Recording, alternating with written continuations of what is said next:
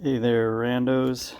I didn't record the process first time changing out garage door springs, and it was not bad. I followed a video, which I will link in the description, which was invaluable to completing this project.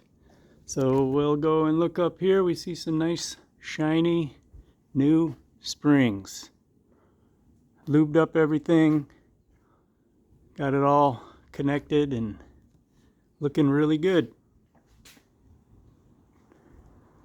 Ordered the springs on Amazon. It came with the bars that you use to adjust the torsion and tension and all that good stuff, and it's working well.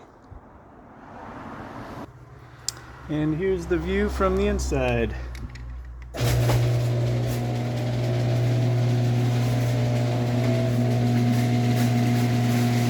About to lose a lot of light here.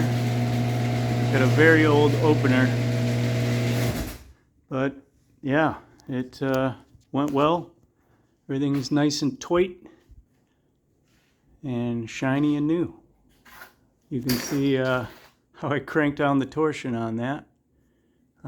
Those white marks used to be the description of the spring length and wire width and diameter of the inner diameter. So I tried to just replicate what I had as close as possible. I think it was 0.218 wire width diameter by 24 inches length, and then a 2-inch inner diameter. So yeah, everything's looking great here. Really pleased with it. Took about an hour and a half using that step ladder there. Be nice to have two, so you can go back and forth between the two sides.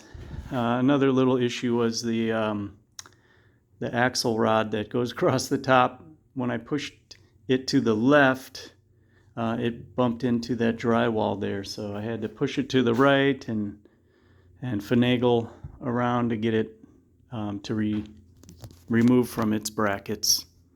But hopefully you won't have that problem if you do this. So mostly I'm just recording this for all my friends and family to see, rather than a how-to video. So I'll link the one that I used in the description. And yeah, you'll be doing well to follow that gentleman's advice.